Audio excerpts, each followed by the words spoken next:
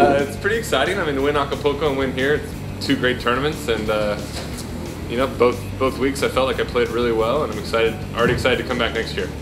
Mexico, your house? It's my second home. Experience is the most overrated thing in sports, I think. I felt like Thanasi played great. I mean, that match could have gone either way.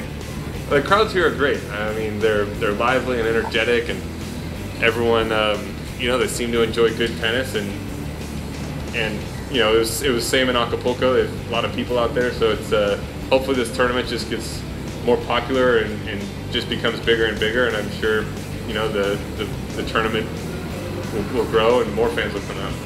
Yeah, I think it can get bigger and bigger. I'm not sure how that works with growing tournaments, but this is only the second year, and it's one of the best 250s on the tour, and when you get great crowds like that, and they had a great field here for a 250, I'm assuming it's just going to get better and better, and you know, maybe it could be a 500 in the future.